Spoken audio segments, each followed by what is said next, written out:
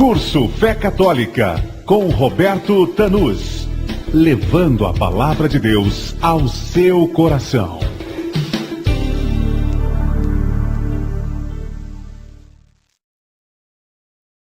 Seja bem-vindo à segunda etapa do nosso curso Fé Católica. Na primeira etapa nós vimos que a Igreja Católica foi ela a responsável pela Bíblia que nós temos em mãos. Eu fiz uma leitura na semana passada de uma Bíblia de edição protestante de João Ferreira de Almeida, traduzida na Suíça, e que traz a seguinte nota de explicativa logo no início da Bíblia.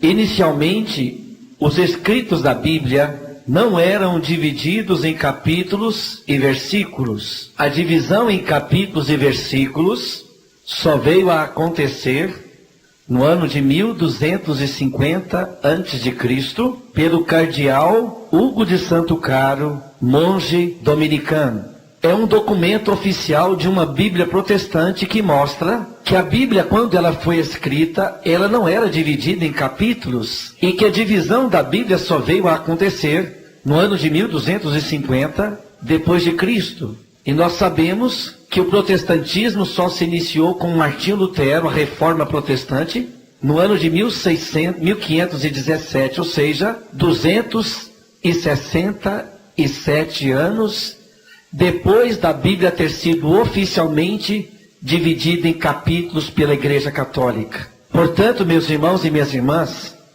a Igreja Católica tem 1500 anos de Bíblia na frente das igrejas da Reforma Protestante. E todas essas heresias e questionamentos que têm sido feitos hoje em cima da Igreja Católica a respeito de supostos irmãos de Jesus, imagem, santos, purgatório, ressurreição, céu, inferno, confissão, eucaristia, eram heresias que brotaram logo no século III, segundo e terceiro da era cristã, e foram duramente combatidos pela Igreja Católica, que na época os padres apostólicos, nós chamamos a patrística, criaram uma parte da teologia que nós chamamos de apologética.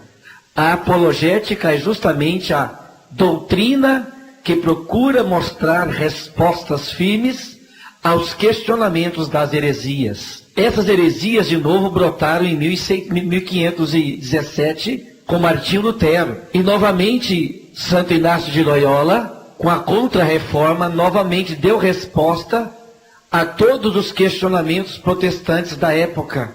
Mas o grande estrago já havia sido feito. E agora, no século XX, principalmente agora no início desse século XXI, novamente as heresias protestantes vêm com toda a força, e por isso mesmo a Igreja Católica toma um cuidado novamente de ensinar aos católicos como responder com mansidão e respeito àqueles que pedem razão de nossa fé. Este curso Fé Católica não tem por objetivo atacar e agredir as pessoas que pensam diferente de nós, mas quer mostrar como que o católico pode responder com mansidão e respeito àqueles que nos questionam a respeito da nossa fé em Maria. Por que nós comungamos? Por que nós confessamos com o Padre? Por que cremos no purgatório? E durante esse curso você verá que todos esses questionamentos têm uma resposta bíblica e um fundamento muito sólido. E nesta segunda etapa que nós abrimos agora, nós iremos falar sobre a igreja.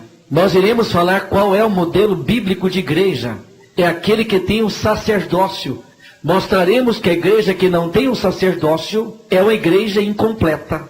Nós mostraremos o Papa. Nós mostraremos que a figura do Papa não é invenção da Igreja Católica. E apresentaremos ainda os lugares onde Jesus confirma o chamado de Pedro para governar a igreja. E por último, nós mostraremos o quadro atual. Nós falaremos um pouco do que aconteceu ao longo da história, a partir da cisão do protestantismo em 1517. Principio, queridos irmãos e irmãs, dando-lhes um testemunho. Em 1961, o altar principal da Basílica de São Pedro, que começou a ser erguida lá pelo século XIII, 1214 mais ou menos, que começou a construção da Basílica de São Pedro. O Papa, na época, notou que o altar principal da Basílica de São Pedro estava abatendo, estava afundando. Ora, o Vaticano todo ele é tombado ao patrimônio histórico da humanidade. E nenhuma pedra pode ser tirada, porque já não pertence mais à Igreja Católica. Assim como Goiás, Vila Boa, a capital antiga de Goiás, não pertence mais aos goianos. Eu fiz parte, eu olhei, vi um projeto da Companhia Energética de Goiás, quando era necessário tirar aquela fiação aérea e passar para uma fiação subterrânea. Cada pedra que nós tirávamos do lugar, que os operários iam tirando do lugar, as pedras eram numeradas, tirava a pedra e a pedra tinha que ser recolocada no mesmo lugar de antes. Por quê? Porque as pedras faziam parte do patrimônio histórico da humanidade, e nem a companhia energética, mesmo com a necessidade de fazer uma fiação mais moderna, ela não podia tirar as pedras do lugar. Assim também se dá no Vaticano. Por isso que nós começamos a questionar os irmãos protestantes. Desde quando a Igreja Católica é rica? O patrimônio que ela tem não lhe pertence. O Papa, quando morre, não leva nada. Ele não tem herdeiros. E o mesmo não se pode falar dos nossos irmãos protestantes quanto aos pastores, que todos eles têm herança, todos eles têm filhos, e essa herança fica para eles. A Igreja Católica, nenhum padre sai rico depois de sair da igreja, ou seja, nenhum padre mesmo depois de morto larga alguma herança, porque há um voto sério de pobreza, de castidade e de obediência nessa igreja. Então o Papa notou que estava abatendo aquele altar. E ele então organizou uma comissão de arqueólogos, engenheiros, geólogos e arquitetos para que investigassem o motivo do abatimento daquele altar. E eles então foram fazendo as escavações e encontraram 4 metros no subsolo um túmulo, e não só um, vários túmulos, um cemitério que datava da época dos primeiros cristãos. Quando a Basílica foi erguida, no século XIII, começou a ser erguida, não se sabia da existência daquele cemitério. E quando eles foram limpando os túmulos e fazendo uma grande caverna, 4 metros no subsolo, encontraram um túmulo todo especial, em que os outros sepulcros ficavam virados para ele, e nesse sepulcro encontraram a seguinte inscrição em latim: Pedro está aqui. E segundo os especialistas, não tem como negar. E os engenheiros ficaram intrigados. E se nós trouxéssemos para cima o túmulo? Se o túmulo viesse para cima onde está a basílica, onde é que ele apareceria? Chegaram à conclusão que o sepulcro de São Pedro está exatamente embaixo do altar principal da basílica.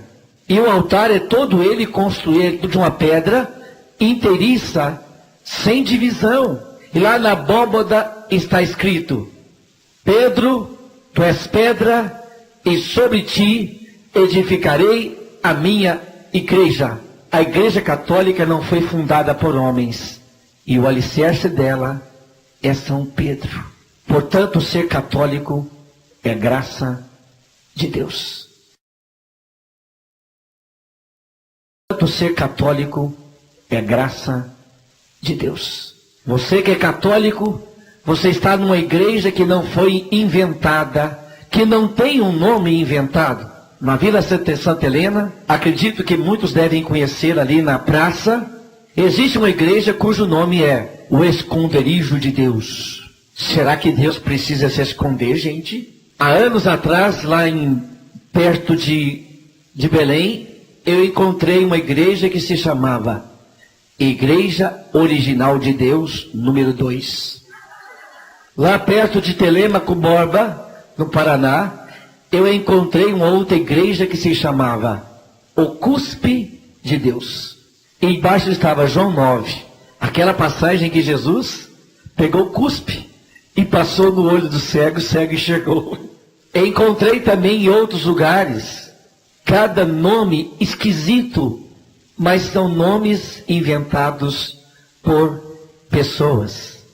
Segundo o censo, na sua apostila, você pode ver na página número 7, isso foi publicado no jornal Folha de São Paulo, 15 de maio de 2002, na primeira folha. Esse jornal fala que no censo de 2000, nos últimos 10 anos, surgiram oficialmente 1.200 igrejas protestantes diferentes no Brasil. É uma denominação protestante nova a cada dia.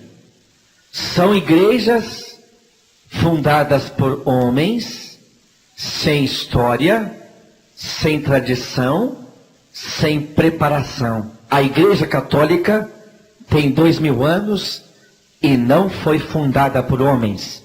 Mateus 16, versículo 18, que eu lerei na tradução de João Ferreira de Almeida, edição atualizada da Sociedade Bíblica Trinitária do Brasil, 2000.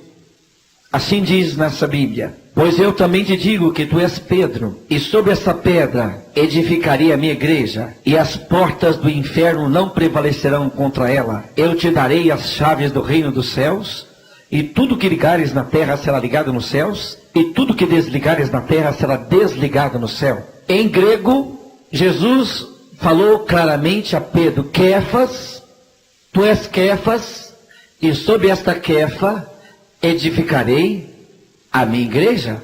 Jesus chamou Pedro de pedra mesmo. Não foi a Igreja Católica que inventou a sucessão papal, porque para cada data histórica nós podemos ver qual era o Papa que estava à frente da igreja. Em cada data histórica diferente, nós podemos ver que mesmo na história profana mostra que existia um Papa, que não foi a Igreja Católica que inventou o Papa. O primeiro Papa, Pedro, e chegando até o ano 90 da era cristã, 5 papas deram a vida, que foi São Pedro. Segundo os dados oficiais e documentos da Igreja Católica, ele morreu no ano 67.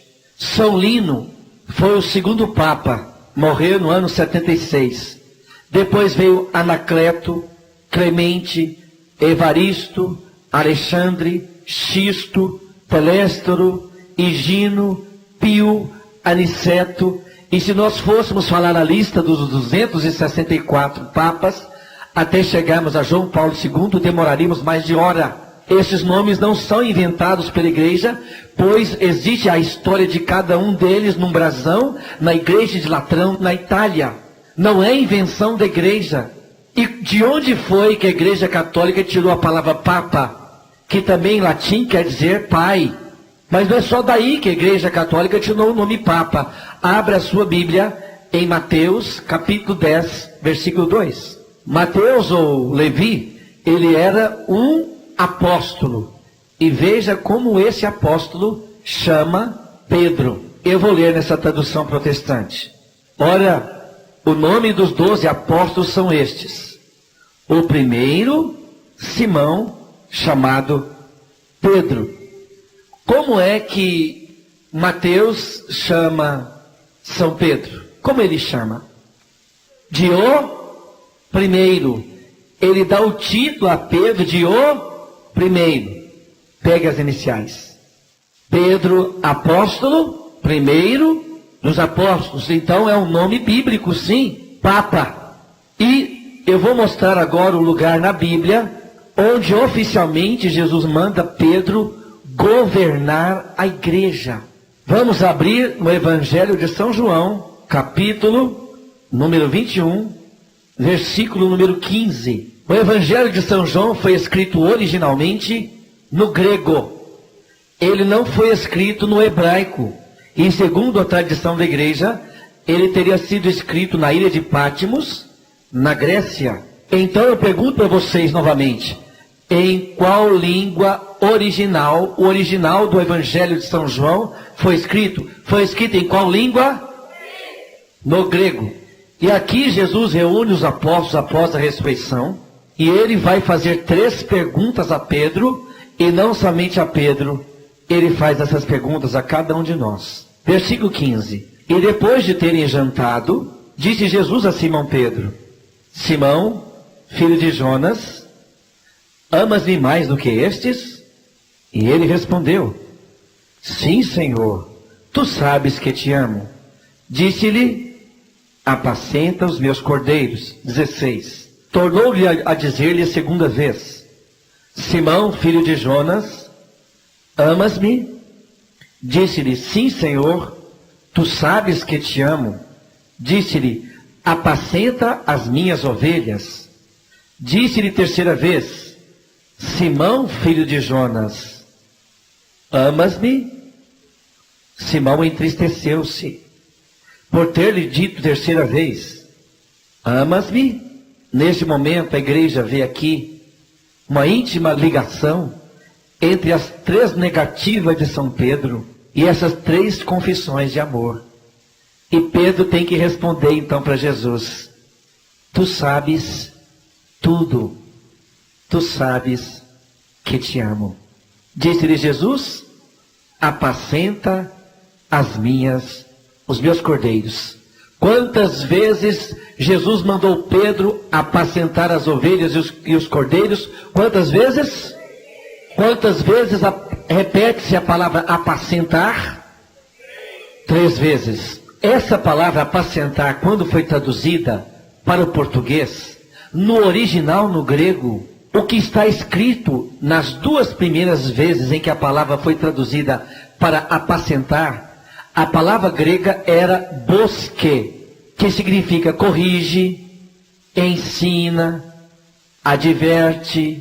Mas na terceira vez em que a palavra foi traduzida para apacentar, o original no grego não era a palavra bosque, mas o original no grego era a palavra poimene. E vocês sabem no grego o que significa a palavra poimene? Governa.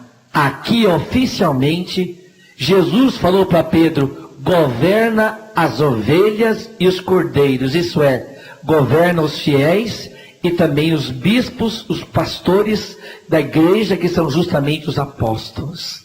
Ele mesmo, depois de ter visto que ele havia colocado o primado da sua igreja num homem fraco, por isso a igreja é feita de homens e é pecadora, mas é santa, porque quem conduz essa igreja é o Espírito Santo. Jesus escolheu um homem sujeito à fraqueza, mas quem está sobre esse homem é o Espírito Santo.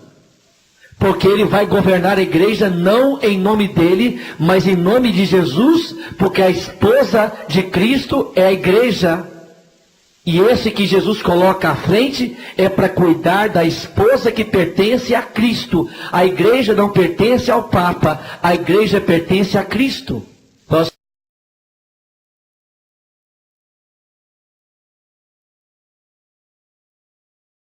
iremos agora tomar o capítulo 15 do Evangelho dos Atos dos Apóstolos, onde nós veremos o primeiro concílio da igreja, chamado Concílio de Jerusalém. O que é concílio? É a reunião de todas as pessoas constituídas em autoridade na igreja. E naquela época havia uma grande discussão. Alguns judeus que haviam aceitado Jesus Cristo teimavam em dizer que para a pessoa ser cristã, ela precisaria seguir todas aquelas 600 leis levíticas, aquelas leis ditadas por Moisés. Mas Paulo e também os outros apóstolos queriam afirmar que para a pessoa ser cristã não precisava mais seguir os ritos do Antigo Testamento, mas precisavam apenas se abster dos ídolos e dos pecados que eram inclusive condenados pelo Antigo Testamento. Havia então a grande discussão. Na igreja sempre houve discussões, sempre houve momentos em que os cristãos se sentam para colocar em pratos limpos a vontade do Senhor, para fazer a vontade do Senhor. E no versículo 7, aqui Pedro fala com o Papa, para apaziguar os ânimos e falar como chefe da igreja que ele era. Versículo 7. E havendo grande contenda, levantou-se Pedro e disse-lhes: homens, irmãos, Bem sabeis que há muito tempo Deus me elegeu dentre nós, para que os gentios ouvissem da minha boca a palavra do evangelho e crescem. Na Bíblia protestante fala assim, Pedro fala assim, Deus me elegeu. Na sua Bíblia católica está escrito o quê? Escolheu. Na Bíblia protestante a palavra está mais forte. Deus me elegeu. Pedro foi eleito entre os apóstolos. É por isso que a Igreja Católica também faz uma eleição entre os apóstolos para aquele que vai substituir Pedro. Porque Jesus elegeu Pedro dentre os apóstolos. E está clara a palavra que Jesus deu o primado da sua igreja a um homem. E se vocês, irmãos e irmãs, se vocês olharem um pouco antes na Bíblia, em Atos 12, versículo 5, que quando Pedro foi preso, a igreja rezava por ele. Porque assim como hoje nós rezamos pelo Papa, desde aquela época a igreja rezava pelo Papa, pelo príncipe dos apóstolos. Versículo 5. Pedro, pois, era guardado na prisão, mas a igreja fazia contínua oração por ele a Deus. Agora pega Atos 9, versículo 31. Nessa época já existia uma multiplicação de igrejas. Mas eu pergunto a vocês, será que naquela época a multiplicação de igrejas é igual a de hoje? Por exemplo, a Igreja Luz para os Povos, ela nasceu de uma divisão da igreja cristã evangélica. Assim também como a Igreja Sara Nossa Terra já saiu de uma divisão da Igreja Luz para os Povos. Já é uma divisão da divisão. Ou seja, as igrejas que estão se multiplicando hoje em dia são de divisões, são que pastores que não concordam com o outro fundam uma igreja. Mas será que nesta época de Jesus, que Jesus deu a primado a Pedro, nessa época que Jesus já havia ido para o Pai, será que nessa época as igrejas se multiplicavam em desobediência, subdividindo, será? Vamos ver que não. Versículo 31. Eu vou ler nessa tradução de João Ferreira de Almeida. Assim, pois, as igrejas em toda a Judéia e Galiléia e Samaria tinham paz, e eram edificadas e se multiplicavam, como está escrito na sua Bíblia. E progrediam. Na Bíblia protestante está melhor. E se multiplicavam, andando no temor do Senhor e na consolação do Espírito Santo. 32. E aconteceu que, passando Pedro por toda a parte, por todas as igrejas, hein? Veio também aos santos que habitavam em Lida. Escuta, aquelas igrejas, elas se multiplicavam, mas quem ia em cada igreja? Pedro. Essas igrejas cresciam e se multiplicavam, mas elas não cresciam e se multiplicavam desunidas a Pedro, desunidas ao chefe da igreja.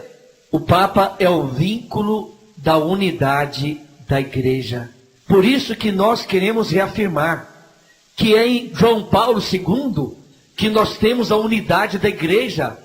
Assim como aqui no Brasil reza-se a missa, a mesma missa que se reza na Coreia, no Japão, do outro lado do mundo, é a mesma missa com os mesmos moldes aqui do Brasil, porque isso se chama unidade.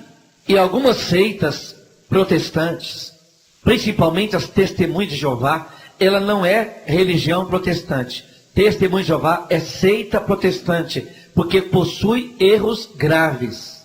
Ela deturpa o evangelho, não crê na Santíssima Trindade, afirma que Jesus Cristo seria o arcanjo Miguel que recebeu um corpo, que não é Deus, que Jesus não é Deus. Então as Testemunhas de Jeová não constituem religião protestante, mas é uma seita, porque as Bíblias das Testemunhas de Jeová são adulteradas propositadamente. A Bíblia deles contém erros graves que foram colocados lá propositadamente. Não bate com as nossas Bíblias católicas e as Bíblias das igrejas da Reforma. Não bate. Essas igrejas, as Testemunhas de Jeová, elas afirmam que a Igreja Católica seria a prostituta de Roma e que o Papa seria a besta do Apocalipse. E chegam ao cúmulo de afirmar que na mitra papal, aquele chapéu que se coloca na cabeça do Papa, que ali teria o número 666. Ora, irmãos, se tiver o 666 na cabeça do Papa, eu como a mitra. Pode me entregar ela que eu como. Mas de onde foi que eles inventaram que o Papa é a besta fera? Pegue o livro de Apocalipse no capítulo 13. Quando São João, ao escrever o Apocalipse numa linguagem figurada, uma linguagem que nós chamamos de linguagem apocalíptica, muito parecida com aquela linguagem de Daniel. Daniel também utilizou essa linguagem figurada. Capítulo 13, versículo 18. Assim diz na palavra de Deus: aqui há sabedoria. Aquele que tem entendimento, calcule o número da besta, porque é número de um homem, e o seu número é 666. Escuta, nós sabemos, irmãos e irmãs, que algumas letras no alfabeto romano correspondem a números. Vamos lá? Quais são eles? A letra V vale 5. A letra I vale 1. A letra L, a letra D, a letra M, a letra C. Então essas letras, se alguém tiver essas letras no nome, os primeiros cristãos facilmente somavam as letras dos nomes. Algumas letras não têm valor algum. Mas se você somar as letras que têm valor, dá 666. César Nero, escrito em hebraico, com os caracteres hebraicos, se nós pegarmos o nome César Nero escrito em caracteres hebraicos, aquelas formas hebraicas do nome César Nero, dá exatamente 666. No hebraico, se lê de trás para frente, da direita para a esquerda, e são caracteres. E os primeiros cristãos facilmente escreviam em hebraico o nome César Nero, que se formavam ali algumas letrinhas parecidas com o alfabeto romano, e ali era muito fácil somar o número 666. Onde é que então que os protestantes adaptaram, numa leitura contra a palavra de Deus, onde é que eles adaptaram que o 666 é o Papa? Existe um dos títulos que não...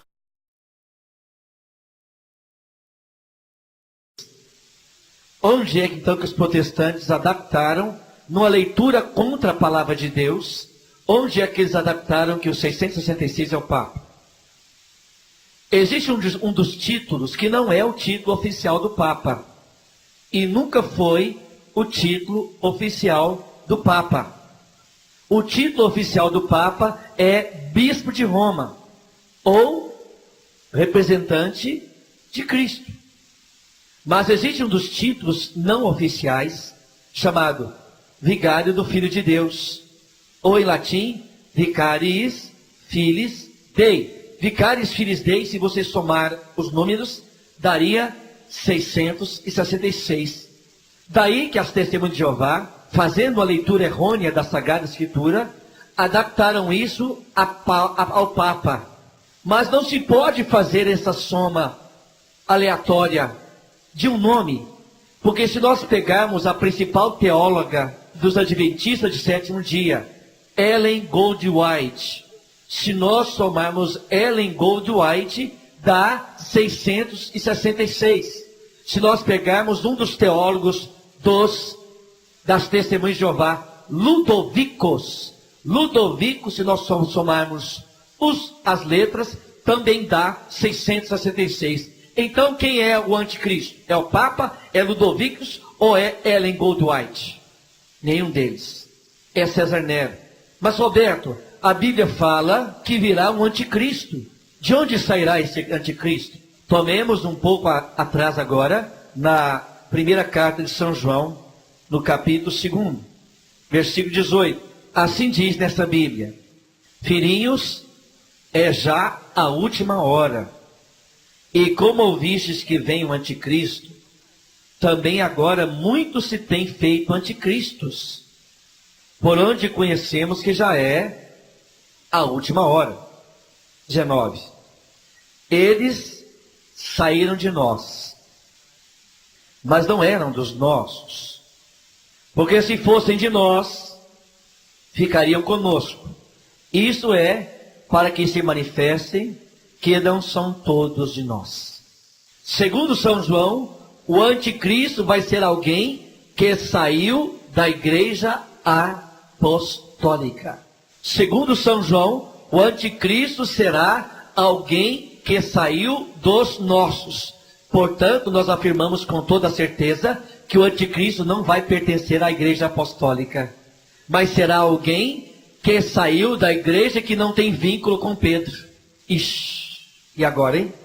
Portanto, nós rebatemos agora todos os argumentos dos testemunhos de Jeová de que o Papa é o anticristo, ou que o próximo Papa será o anticristo, porque eles não podendo falar nada contra João Paulo II, que é o homem da paz, eles então começam a jogar uma falsa profecia, dizendo que o próximo Papa que virá será o anticristo. Ora, eles estão se esquecendo daquela palavra de Jesus a Pedro: as portas do inferno não prevalecerão contra a igreja.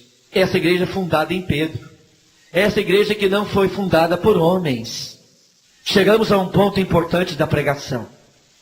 Nós mostramos que a igreja nossa, a igreja católica, não foi fundada por homens, mas foi fundada por Jesus Cristo. Existem documentos também na igreja católica que mostram que houve nas igrejas da Grécia, logo na época em que, lá pelo ano 87 da era cristã, todos os apóstolos haviam morrido, menos São João. São João não havia morrido ainda, mas os bispos da Grécia tinham um problema grave para resolverem entre si. E eles reuniram-se os bispos da Grécia e precisavam que alguém julgasse, alguém que tivesse autoridade, que julgasse como que eles deveriam proceder como igreja. Nessa época, São João era velhinho e ele morava na ilha de Patmos, na Grécia, e eles foram até São João, porque São João havia andado com Jesus, e eles pensavam assim: ora, se São João andava com Jesus, ele poderá então julgar sobre nós e dar o veredicto correto para que a nossa igreja caminhe como os primeiros cristãos. Mas sabe o que São João disse? Vão ao bispo de Roma. Nessa época, Pedro já havia morrido. E o sucessor de Pedro, na época, ele que foi buscado, ele que foi a pessoa responsável para julgar aquelas pessoas, aqueles bispos, para dar a direção correta às igrejas da Grécia. Ou seja, até mesmo São João, apóstolo, respeitava o sucessor de Pedro, que era o bispo de Roma. Mostrando que desde todos os tempos da história, aquele que está em Roma, aquele bispo de Roma, ele é respeitado por todos os outros bispos e ele exerce um primado. Daí que nós então tiramos o nome Papa, Pedro Apóstolo, Príncipe dos Apóstolos, ou primeiro dos apóstolos. Mas qual é o modelo bíblico de igreja? Eu lhe pergunto, meu irmão, agora, qual é o modelo bíblico de igreja? Qual é? Para nós sabermos qual é o modelo bíblico de igreja, toma o Evangelho de São Mateus, capítulo 5, versículo 17. E nós vamos ver que Jesus não veio anular o Antigo Testamento. Leamos Mateus 5, 17. Não julgueis que vim abolir a lei ou os profetas. Não vim abolir, mas sim levá-los à perfeição. Jesus veio anular o Antigo Testamento? Não. Os nossos irmãos protestantes, querendo criticar que a Igreja Católica tem sacerdotes, eles falam assim: esse negócio de sacerdote é heresia, porque foram sacerdotes que crucificaram Jesus. Ora, foram os sacerdotes do Antigo Testamento. E eu vou mostrar que Jesus ordenou os sacerdotes do Novo Testamento. O sacerdote do Antigo Testamento, ele fazia as suas orações seguindo a antiga aliança. Jesus veio nos trazer uma nova aliança e eu vou mostrar que Jesus ordenou sacerdotes. Nós sabemos claramente que a igreja do Antigo Testamento, ela era sacerdotal. E o cristianismo tem suas bases assentadas em cima do judaísmo. Nós continuamos sendo os herdeiros das bênçãos de Deus, prometidas a Abraão, Isaque, Jacó. Nós somos os herdeiros dessa promessa. Nós somos o povo da herança. Nós somos esse povo. Nós seguimos as pegadas daquele povo que saiu escravo do Egito, nós também somos esse povo que caminhamos no deserto da vida, ou seja, nós continuamos seguindo aquilo que o Antigo Testamento fala como base para o cristianismo. E nós sabemos que a igreja do Antigo Testamento, ela era sacerdotal. Fale-me, por favor, o nome de um sacerdote do Antigo Testamento. Malaquias, que mais? Arão, Samuel, Eli e Melquisedeque. Quantas pessoas são sacerdotes do Antigo Testamento? Mas nós sabemos que a igreja do Antigo Testamento, a igreja judaica, ela era hierárquica. Ela tinha graus de autoridade. Acima dos sacerdotes existiam os príncipes dos sacerdotes. E acima dos príncipes dos sacerdotes estava o sumo. E quem era o sumo sacerdote na época em que Jesus foi preso? Caifás. E quem era o sogro dele? Anás. Muito bem, vocês estão bons. Agora eu pergunto a você, e a igreja do Novo Testamento? Será que ela também é sacerdotal? Agora eu pergunto a você, e a igreja do Novo Testamento? Será que ela também é sacerdotal? Abra sua Bíblia no Evangelho de São João, capítulo 20, 22. Aqui Jesus dá autoridade aos apóstolos e uma autoridade de perdoar pecados. Essa autoridade só é concedida a quem é ungido como sacerdote. Somente o sacerdote pode perdoar pecados. Em nome de Deus, não em seu nome próprio. Veja, e depois dessas palavras, soprou sobre eles dizendo: recebei o Espírito Santo. Aqueles a quem perdoardes os pecados, serão perdoados. Aqueles a quem os retiverdes, serão retidos. Jesus deu autoridade aos apóstolos no poder do Espírito Santo. Jesus soprou sobre eles o Espírito Santo. Jesus deu a eles autoridade no Espírito Santo de perdoar pecados. E nós vamos ver que essa autoridade, ela é sacerdotal. Abra sua Bíblia também agora, em Hebreus, capítulo número 5, versículo de 1 a 4. Não se pode falar carta de São Paulo aos Hebreus. Não se sabe quem é o autor dessa carta. Talvez seja Apolo. Eu estou lendo na tradução protestante. Porque todo sumo sacerdote, tomado dentre os homens, é constituído a favor dos homens, nas coisas concernentes a Deus, para que ofereça dons e sacrifício pelos pecados. Então, para que o sacerdote é constituído? Para que ofereça dons e sacrifício pelos... E como era no Antigo Testamento? Matava um cordeiro, e o sacerdote pegava o sangue do cordeiro e aspergia a comunidade. E eles acreditavam que aquele sangue perdoava o pecado do povo. E quem é que era o responsável por essa cerimônia? O sacerdote. E por que o sacerdote era constituído? Ele era constituído para celebrar e para conseguir o perdão dos homens. Ou seja, a autoridade de perdoar pecados, em nome de Deus, é uma autoridade dada a quem? Sacerdote. Este homem que foi dado a autoridade para perdoar pecados é um homem fraco, é um homem pecador. Versículo 2. E possa compadecer-se ternamente dos ignorantes e errados, pois também ele mesmo está rodeado de fraqueza. 3. E por essa causa deve ele, tanto pelo povo, como também por si mesmo, fazer oferta pelos pecados. 4. Ninguém toma sobre si esta honra, a não ser aquele que é chamado por Deus como? E Arão era o quê? E qualquer um pode ser sacerdote? Só aquele que Deus unge. E Deus tira do meio do povo alguém para ser sacerdote. E com a finalidade, qual é a finalidade do sacerdote? Perdoar pecados. E quando Jesus sopra sobre os apóstolos, ele dá aos apóstolos qual autoridade? Então Jesus estava ordenando o quê? Os sacerdotes do Novo Testamento.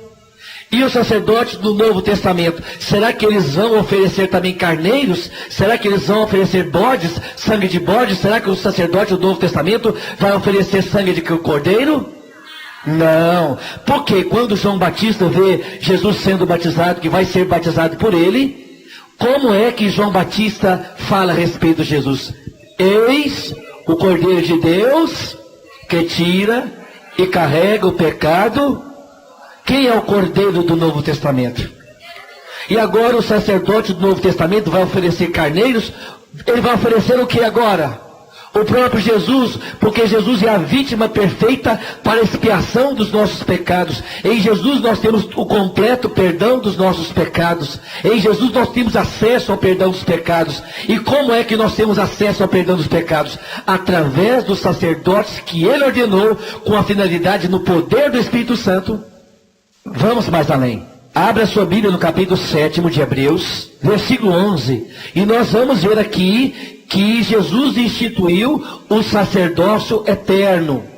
Que Jesus não veio cancelar o Antigo Testamento, mas veio mudar, veio transferir, como diz aqui no capítulo 11, do capítulo 7, versículo 11, da carta aos Hebreus. De sorte que se a perfeição fosse pelo sacerdócio levítico, porque foi esse povo que recebeu a lei, que necessidade haveria de que outro sacerdote se levantasse, segundo a ordem de Melquisedeque, e não fosse chamado segundo a ordem de Arão? O que é que a carta aos Hebreus está ensinando? Ora, se o sacerdócio levítico fosse um sacerdócio perfeito, por que Deus levantou um outro sacerdote que não é segundo os levíticos, mas é um sacerdócio perfeito? Um sacerdócio como o de Melquisedeque, que não era levítico, que não era dos levitas, que não era da tribo dos levitas. Se o sacerdócio levítico fosse perfeito, que necessidade haveria?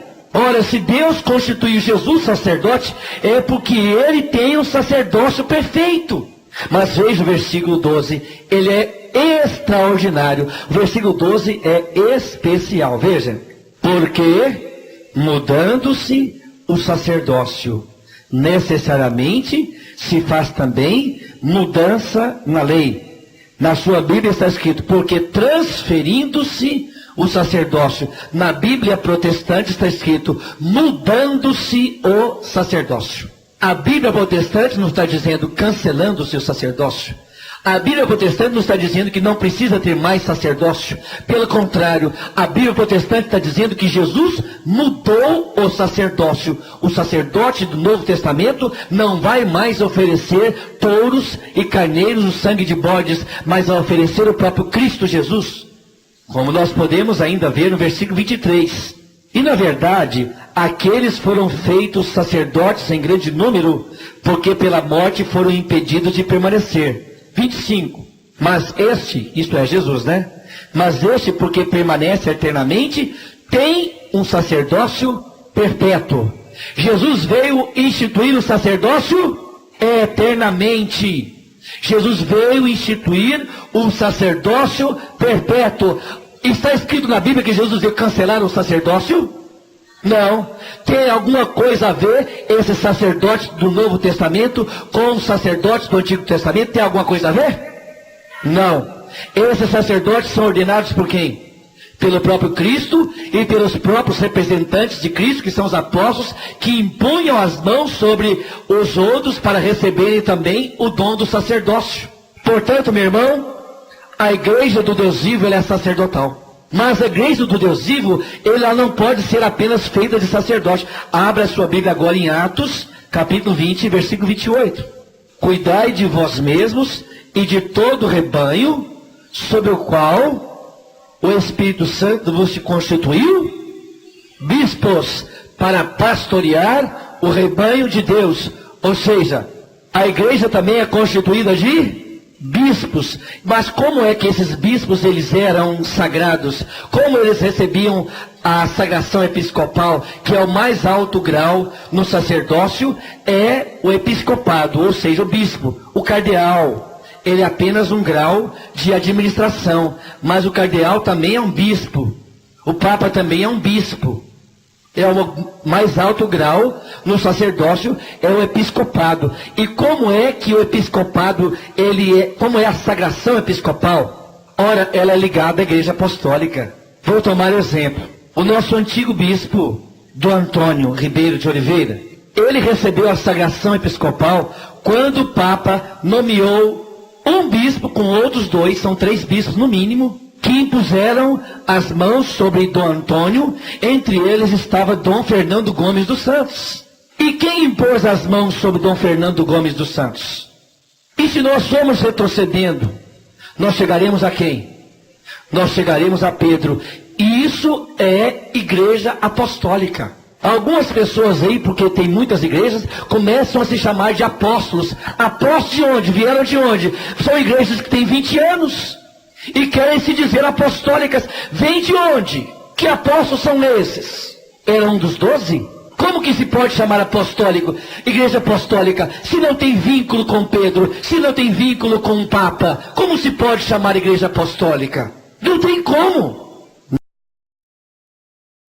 Algumas pessoas aí, porque tem muitas igrejas, começam a se chamar de apóstolos. Apóstolos de onde? Vieram de onde? São igrejas que têm 20 anos.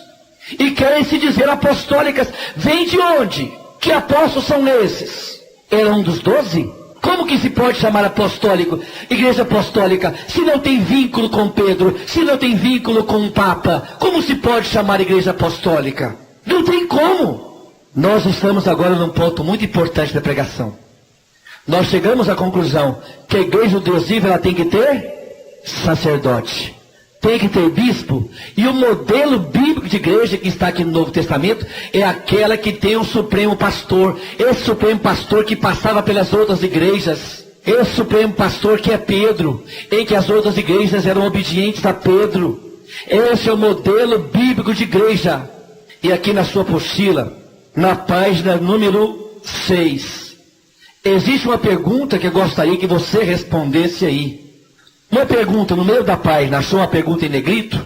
A pergunta que eu faço: a igreja que possui apenas o pastor, mesmo que tenha, entre aspas, um bispo, ele não recebeu a sagração episcopal, ele se chama a si mesmo de bispo, não tendo o sacerdócio, corresponde ao modelo bíblico de igreja?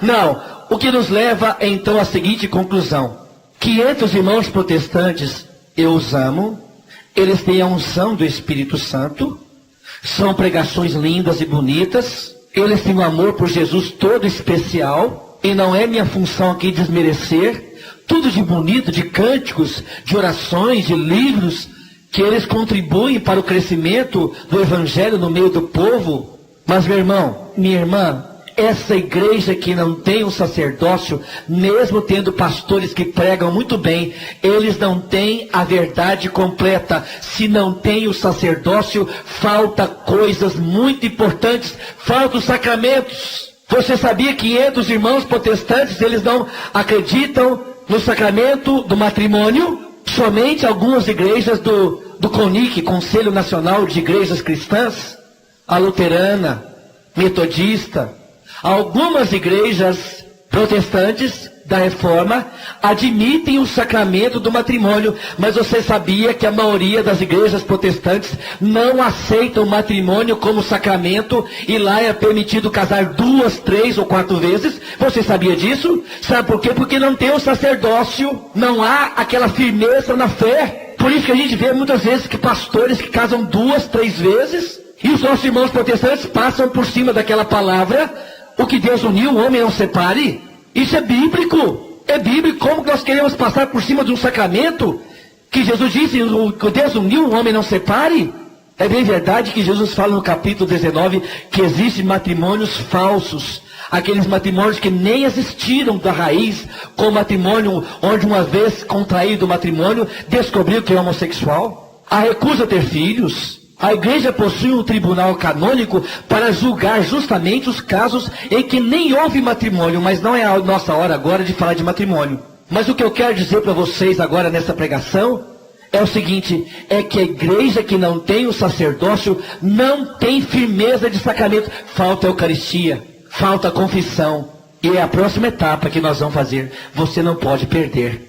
Mas eu gostaria que você firmasse o seu coração agora na fé. Eu provei aqui na palavra de Deus, e eu poderia muito mais passagens aqui desfiar, muito mais passagens, mostrando a carta aos Hebreus, que é toda ela sacerdotal, mostrando que a igreja que não tem o sacerdócio não é um modelo bíblico de igreja, para que você saiba que a igreja que tem o sacerdote é o modelo bíblico. Às vezes você vai numa missa, não, mas eu vou lá, o padre fala tão baixinho, o padre fala assim tão quietinho, e às vezes eu vou lá na igreja protestante, e eles falam com tanta unção, eles falam com tanta força, mas escuta, somente na igreja católica acontece o milagre. Lá o pão se torna carne, e o vinho se torna sangue. Em outro lugar não acontece isso. Nós levamos ao pé da letra a palavra, isto é o meu corpo, isto é o meu sangue. Nós levamos ao pé da letra. Somente na igreja católica que você vê isso. E não existe missinha e nem missona, mas existe missa. Qualquer missa, mesmo que seja um padre que fala baixinho, ali está Jesus presente. Eu não troco uma missa quietinha por qualquer pregação protestante, porque na minha igreja eu tenho Jesus Cristo como alimento. Eu não tenho apenas fantasia, eu não tenho apenas teatro, eu tenho Jesus de fato, eu tenho Ele ressuscitado. Quando o ministro ou padre me oferece, eis o corpo de Cristo, porque Jesus disse, isso é meu corpo, isso é meu sangue. Todas as vezes que o fizerdes, fazei em memória de mim. E São Paulo ainda fala mais, lá em 1 Coríntios 11, versículo 23 ao 30, aquele que come e bebe sem distinguir o corpo do Senhor, come e bebe a própria condenação. E essa é a razão porque entre vós há muitos adoentados e muitos fracos e muitos mortos, porque não têm reconhecido a presença de Jesus na Eucaristia. Mas sobre isso falaremos daqui a pouco. Por que iniciou-se o protestantismo? Irmãos e irmãs, no século XVI, alguns cardeais da igreja que estavam administrando as construções da igreja, uma parte da igreja, começou com a venda de indulgências. Ou seja, para que o cristão tivesse o perdão dos pecados concedido, era necessário que ele desse uma espórtula, era necessário que ele desse uma soma em dinheiro para a igreja, para ajudar nas construções. Então, naquela época, algumas pessoas começaram a comprar o perdão com dinheiro. Algo condenável, porque a igreja estava visando realmente o lucro. E estava visando o lucro. Então existia um sacerdote agostiniano, chamado Martinho Lutero, alemão, que não concordou com esses desmandos e essa busca exagerada da igreja em buscar dinheiro. Então ele se revoltou contra a igreja e afixou as 95 teses do protestantismo nas portas da igreja de Wittenberg, na Alemanha, dizendo que não aceitava mais a igreja católica por causa daqueles 95 pontos que ele não concordava. Em parte, Martinho Lutero estava correto em denunciar profeticamente os erros da igreja. Mas qual foi o grande erro de Martinho Lutero? De contestar também as verdades. Coisas que os primeiros cristãos, desde os primórdios do cristianismo, viviam como verdade, como sacerdócio, como Eucaristia, como confissão. Ele não aceitou. Porém, Martinho Lutero nunca foi anti-mariano. Martinho Lutero amava Maria, acreditava em Maria, amava Maria, e inclusive existem alguns documentos maravilhosos de escritos de Martinho Lutero que amava Maria como mãe. Então, quando Martinho Lutero começou o protestantismo, ele não quis ir contra Maria. O protestantismo moderno hoje rejeita Maria, não aceita Maria, mas Martinho Lutero não. Qual foi o grande erro de Martinho Lutero? Foi que ele contestou também o sacerdócio, ele contestou a intermediação, ele contestou coisas que os primeiros cristãos viviam há muito tempo. Também na época existia uma outra face sombria, uma sombra que se abateu sobre a igreja, uma mancha escura que ficou na história da igreja chamada Santa Inquisição. Naquela época, o regime que se dominava na história era o feudalismo. E o centro do feudo era a igreja. O lugar de reunião das pessoas do feudo era a igreja. E dentro da igreja foram feitos julgamentos, às vezes com a conivência de padres. E a esse julgamento que era feito no centro do feudo, que era a igreja, a esse julgamento se chamava Santa Inquisição, que era uma verdadeira perseguição condenável, porque teve a conivência de pessoas da igreja. Mas nunca falaram para vocês que já houve também uma Inquisição na igreja protestante. Mas nunca falaram para vocês que já houve também uma Inquisição na igreja protestante. Que João Calvino, no norte da Alemanha, foi responsável por mais de 40 mil mortes de inocentes que morreram trucidados pelos protestantes. Nunca falaram para vocês que a igreja protestante também teve Inquisição. Nunca falaram para vocês. Sabe por quê?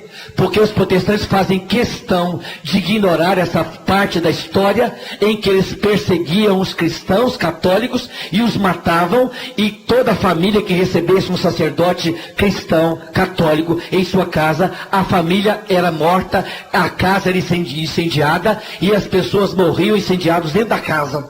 Nunca falaram isso para vocês, porque não interessa ao protestantismo moderno, essas seitas. Não interessa para eles falarem também dessa sombra que também existiu entre os irmãos protestantes. Mas hoje, a Igreja Católica está tão emanada com a luterana, com a metodista, com a batista. Nós conseguimos ter um diálogo a tal ponto que nós conseguimos até fazer a campanha da fraternidade em união com essas igrejas, mas com algumas igrejas pentecostais modernas, Testemunhas de Jeová, Adventistas do Sétimo Dia, Assembleia de Deus, Universal do Reino de Deus, do bispo Edir Macedo Ferro. Irmãos, com essas igrejas é impossível o diálogo. Eu tenho a revista Isto É, do dia 27 de dezembro de 1995, que tem estampado o bispo Edir Macedo na capa, como arrancar dinheiro em nome de Deus. E também nessa revista está também lá no meio dela uma frase pornográfica que o pastor Edir Macedo falou: aqui conosco a pessoa tem que dar dinheiro, ou dá ou desce. Ainda tem cristãos que têm o cabimento de participar de uma igreja desse tipo, em que é imoral, uma igreja imoral que valoriza o dinheiro. A Igreja Católica hoje não busca mais o dinheiro como ela foi tão condenada em 1517 por Martim Lutero. E o mesmo não se pode dizer a respeito das igrejas protestantes hoje em dia, que confundem bênção de Deus com bênção material. E Jesus disse: não podeis servir a Deus e ao dinheiro. E tem muita gente fazendo do seu evangelismo o dinheiro. Tem muita gente fazendo do seu profetismo, do seu evangelismo, uma busca desmedida dos bens materiais, a tal ponto que eu vejo, inclusive, pastores andando de carro importado à custa de pobreza dos seus fiéis, como na cidade de Sorocaba. O pastor foi adiante e disse: quem é da Assembleia de Deus não anda de ônibus, anda a pé até ter o seu carro e pega o dinheiro da passagem no ônibus e dá na coleta, porque o senhor vai dar seu carro se você der na coleta. E os cristãos lá vão a pé dando dinheiro da coleta para o pastor, enquanto o pastor anda de carro importado. Isso é imoral. É por essas e outras razões que a Igreja Católica ela tem uma opção preferencial pelos pobres. É por isso que a igreja é a voz dos pobres. É por isso que a igreja fala que os pobres não são aqueles castigados e humilhados por Deus, mas são amados por Deus, porque Jesus vivia entre os pobres. Jesus não tinha nem onde reclinar a cabeça. Pegue na sua apostila, irmãos e irmãs. Item 3.3, na página número 7. O quadro atual. As igrejas protestantes existentes hoje no mundo são mais de 5 mil. Só entre os presbiterianos já passa de 177. Já pensou? Isso aqui eram dados de 1992 da Unicef, em que fez um levantamento no Brasil. Todas elas possuem menos de 500 anos de fundação. E a grande maioria possui menos de 50 anos de fundação, tendo como fundador um homem, e não o próprio Jesus Cristo, como citamos alguns exemplos. Luteranos, fundador, Martinho Lutero, 1517, na Alemanha. Calvinistas, João Calvino, 1538, na Suíça. Batistas, John Smith, 1617, na Holanda. Presbiterianos, John Knox, 1560, na Inglaterra. Congregacionistas, daí também saiu no Brasil, a Congregação Cristã no Brasil, que veio dessa igreja, de Robert Browne, 1600, na Inglaterra. Metodistas, John Wesley, 1727, na Inglaterra. Anglicanos, Rei Henrique VIII, 1534, na Inglaterra. Adventista de sétimo dia, William Miller, 1831, nos Estados Unidos. Testemunha de Jeová, Charles Taze Russell, 1874, nos Estados Unidos. Ele errou 5 vezes a data do fim do mundo. 5 vezes. Por fim, ele não fala mais em data do fim do mundo. Mas foi célebre a ocasião em que ele falou que quando chegasse o ano de 1900, quando chegasse o ano de 1901, quando chegasse o século XX, o mundo acabaria. E o mundo, de fato, acabou para ele que morreu. Pentecostais. O avivamento pentecostal começou no século XIX, com diversos pastores. E através do pentecostalismo, surgiram várias correntes pentecostais, que todas elas tiveram como berço os Estados Unidos. Os Mormons, Joseph Smith, 1830. Os Mormons é uma igreja que acredita não só na Bíblia, mas no livro dos Mormons, que é um livro que, segundo o seu fundador, Joseph Smith, ele recebeu de Deus aquele livro e o traduziu, e esse livro foi guardado e não mais se pode ter acesso a ele. E eles acreditam que esse livro traduzido por Joseph Smith, eles acreditam que esse livro tem maior validade que a Bíblia. Portanto, os Mormons também não são uma igreja, uma religião protestante. Os Mormons são a seita protestante, porque acreditam em um livro acima da Bíblia. Igreja Quadrangular, Luiz Francisco, 1910, nos Estados Unidos. A DONEP, que não é somente uma associação dos homens de negócio, é uma religião também.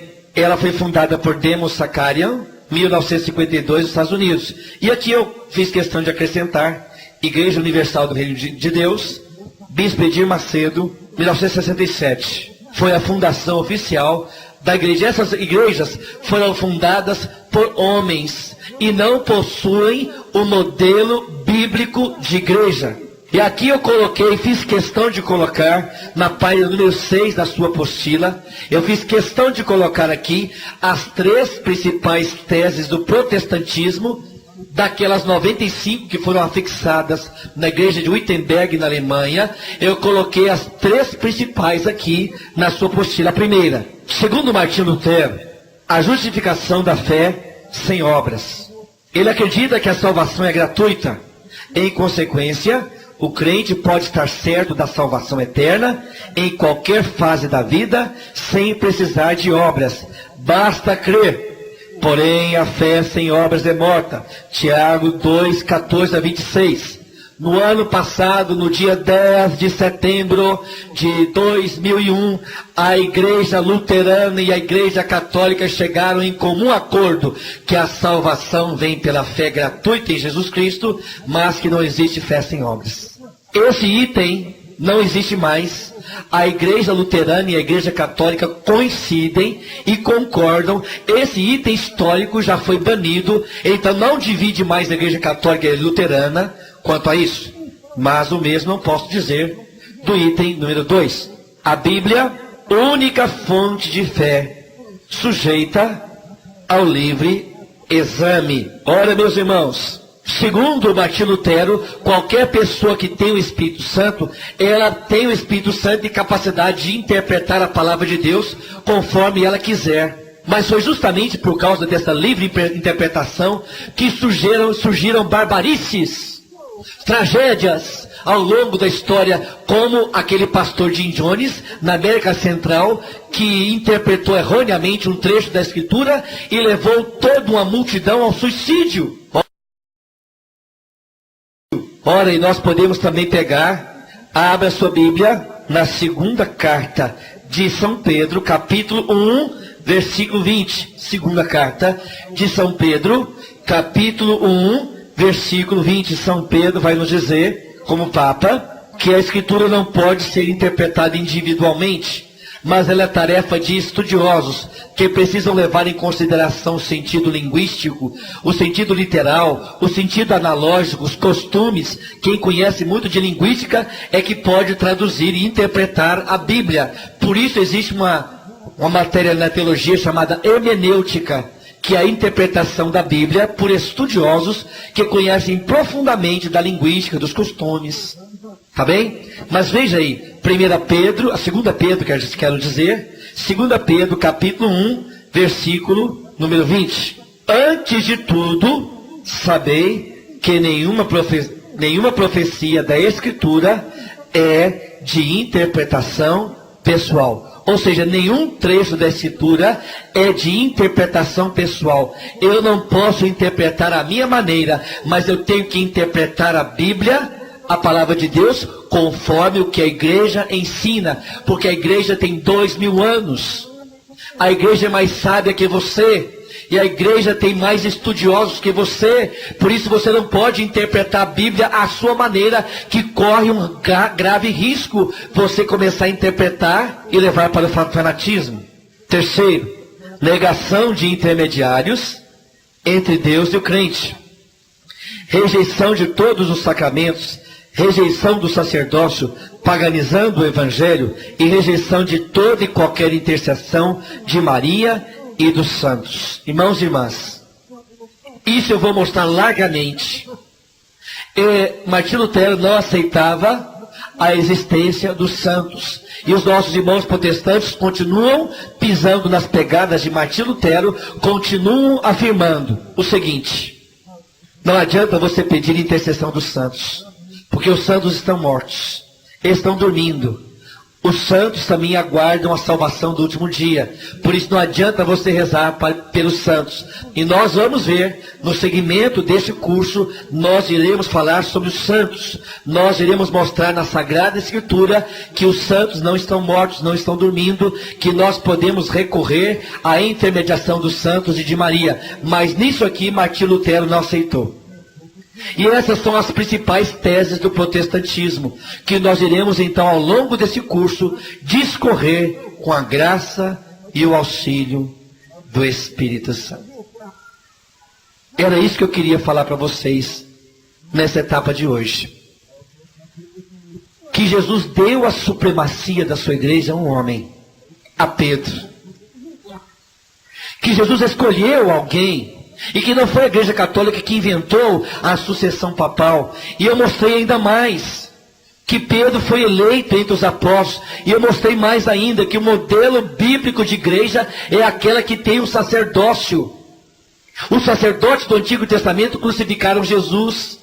Mas Jesus ordenou os sacerdotes do Novo Testamento para corrigir os erros do Antigo Testamento. E esses sacerdotes têm a missão de, em nome de Jesus, celebrar o perdão dos pecados. Nós vimos que a única igreja que tem um modelo bíblico de igreja é a Igreja Católica. E a Igreja Católica tem erros? Tem. Ela tem joio? Tem. O próprio Jesus disse que o joio seria semeado no meio dessa igreja. O joio foi semeado no meio dessa igreja. Eu não tenho dúvida que tem joio. Mas esse joio será colhido e será jogado ao fogo, quanto ao trigo será juntado nos celeiros de Deus. Olha, qual é a igreja que não tem erros? Qual a igreja? E muitas pessoas por aí começam a criticar inclusive o sacerdócio e o celibato. Você sabia que o celibato ele não é um dogma de fé? Você sabia? Mas por que a Igreja Católica adota o celibato? A exemplo do Cristo sacerdote. Irmãos e irmãs, para nós arrematarmos agora rapidamente, pegue o capítulo 19 do Evangelho de São Mateus, Mateus 19, e veja que a Igreja Católica, ela adotou o celibato não como dogma de fé. Quando a igreja quiser, ela pode permitir que os padres se casem, mas ela não permite hoje, e ela tem uma razão forte. E muitas pessoas podem começar a dizer por aí, mas existem tantos padres aí, escândalos, padres com pedofilia, e se os padres casassem, evitaria que houvessem padres pedófilos. Vocês sabiam que, segundo os dados da Pastoral da Infância e da Juventude, 97% dos pedófilos no mundo são homens casados, que apenas 3% dos pedófilos são homens solteiros. Vocês sabiam disso? Somente 3% dos pedófilos são homens solteiros. Então, você querer obrigar o padre a casar para evitar pedofilia, não vem ao caso. Não se justifica. E aqui no capítulo 19 do Evangelho de São Mateus, aqui no capítulo 19 do Evangelho de São Mateus, a palavra de Deus fala assim, lá no momento em que Jesus vai dar aquele remate no versículo 12, em que ele vai falar assim, a eunucos que assim nasceram do ventre da mãe. Você sabe o que é eunuco? Aquele que ficou privado dos órgãos sexuais para o crescimento do reino de Deus, para servir ao rei, era uma posição de honra. Há eunucos que eram eunucos desde o ventre da mãe. Há pessoas que nasceram seus órgãos sexuais, está dizendo aqui. E há eunucos que foram castrados pelos homens. Está claro, não está? E há eunucos que assim mesmo se fizeram eunucos por causa do reino de Deus. Quem puder entender, que entenda. Então, Jesus está dizendo que há pessoas que mesmo tendo os órgãos sexuais, sublimam essas funções sexuais em favor do crescimento do reino de Deus. E o que dizer daquela multidão? Lá de Apocalipse 14. O que dizer? O que dizer daquela multidão de Apocalipse 14? Hein? O que dizer? O que dizer daquela multidão de Apocalipse 14? Que eles eram virgens, que não tocaram em mulher. Quem são esses? Não são os sacerdotes? Não poderiam ser eles perfeitamente? Capítulo 14 de Apocalipse, versículo 3. A versículo 1 fala que eram 144 mil. E quem são eles? Versículo 4. Estes são os que não se contaminaram com mulheres, porque são virgens. Esses são os que seguem o Cordeiro para onde quer que vá.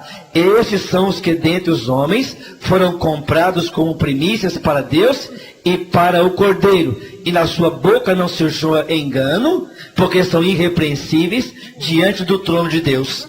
Esses eram virgens. Esses lá na multidão do céu eram virgens. O que dizer desses então?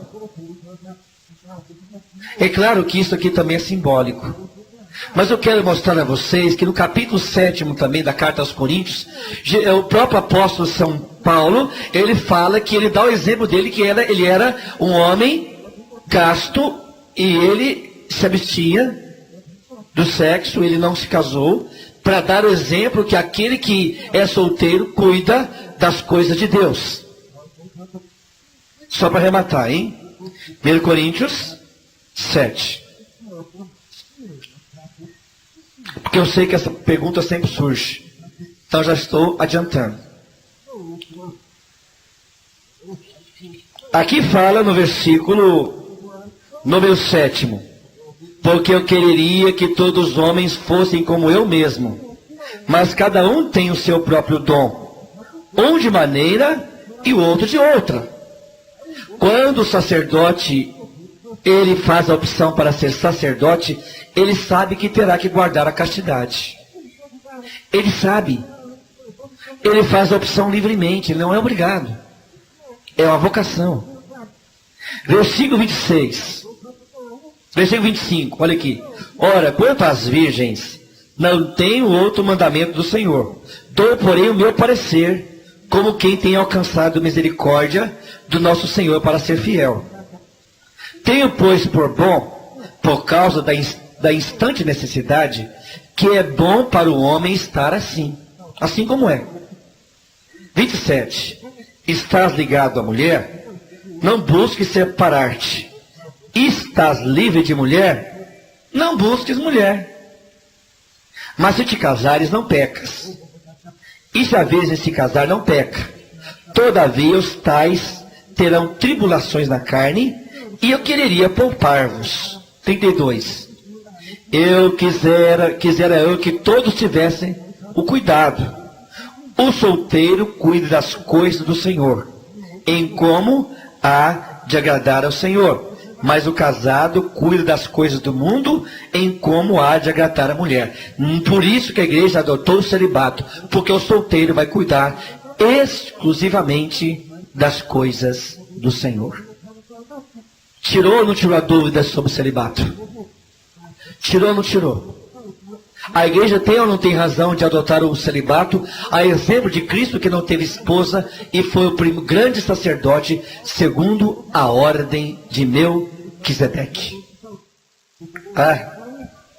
O 1 Coríntios, capítulo 7, se não me engano, eu falei versículo 7. É o 7, não é? Eu falei, foi o 7 mesmo? 7. Eu queria que todos os homens fossem como eu mesmo. São Paulo, que era casto, ele dá o seu exemplo e fala, gostaria que todos os homens fossem como eu mesmo. Como? Essa igreja... A igreja em Celas, ela já é uma cisão que veio também da igreja cristã evangélica. Já é subdivisão. A católica brasileira, um bispo da igreja católica separou-se da igreja. E ele ordenou alguns sacerdotes. Enquanto ele ordenou esses sacerdotes, todos já morreram. Esses sacerdotes eram de fato sacerdotes. Porque a igreja não pode, de forma alguma, retirar o sacerdote. A pessoa é sacerdote eternamente. Mas uma vez que morreram esses sacerdotes e vieram os sucessores deles, morreu esse bispo também, os sacerdotes atuais da igreja brasileira, eles são sacerdotes desvinculados com qualquer vínculo com um apóstolo que veio de Pedro. Portanto, a igreja católica brasileira não é uma igreja oficial. Os sacramentos na igreja católica brasileira não são válidos, porque eles não são sacerdotes ligados à igreja. Se alguém se casou com algum daqueles sacerdotes antigos, se alguém se casou abençoado por aquele bispo antigo, então o casamento é válido. Porém, atualmente, qualquer casamento na igreja brasileira, qualquer batizado, não é um sacramento válido. O casamento é o único sacramento em que os ministros do sacramento não é o celebrante, mas o ministro do sacramento são os noivos. Então o casamento, ele pode ser celebrado com uma testemunha oficial designada pela igreja. Inclusive, existem leigos que possuem esse mandato da igreja de celebrarem o casamento. Então o casamento é um dos sacramentos em que a pessoa, mesmo sendo casada, estando representando oficialmente a igreja, ela pode presidir o casamento, porque os celebrantes do matrimônio são os próprios noivos. E esse é um sacramento que o noivo pode ministrar sobre si apenas uma vez na vida. Daí que a igreja não admite um segundo matrimônio.